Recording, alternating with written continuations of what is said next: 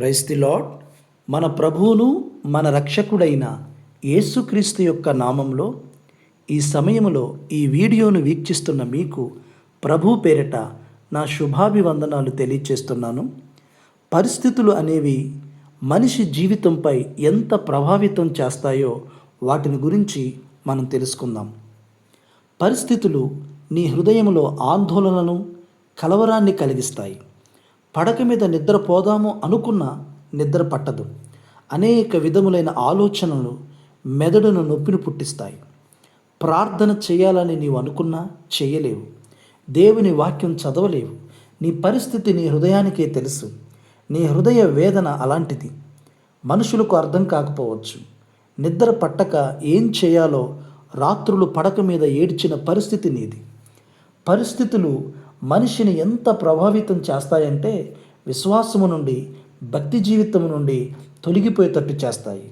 కుటుంబ ఆర్థిక పరిస్థితులు ఒక పక్క, అప్పు సమస్యలు మరొక పక్క, అనారోగ్య పరిస్థితులు ఇంకొక పక్క, సేవా పరిచర్య పరిస్థితులు, వీటన్నిటిలో నిలిచి తట్టుకుని విశ్వాసంతో ముందుకు సాగటం బహు కష్టంగా అనిపిస్తుంది.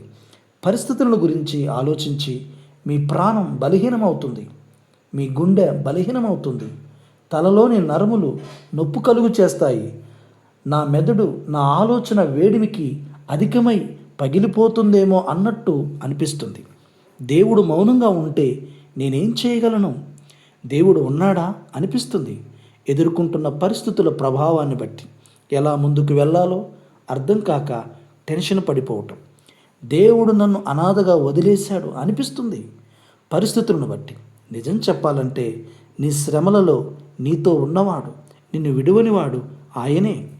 మీ పరిస్థితులు ఎవరికైనా చెప్పుకున్నప్పుడు వారి మాటల ద్వారా కొంతవరకు ఆదరణ కలిగినట్టు అనిపించిద్ది, కానీ నిజానికి మీ హృదయంలో నిజమైన ఆదరణ కలిగించదు. ఒక మాట చెప్పాలంటే దేవుని వాక్యమే ఆదరణ, ధైర్యం, విశ్వాసం కలిగిస్తుంది. కానీ పరిస్థితులు అనేవి మీ హృదయాన్ని అప్పుడప్పుడు గందరగోళం చేస్తాయి. కాబట్టి అప్పుడే ఎక్కువగా కలవరం చెందుతాం.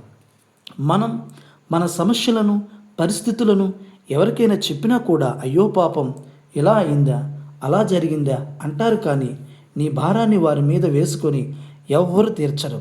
చివరికి దేవుడే నీ ఆశ్రయ దుర్గమై ఉంటాడు. ఆమెన్.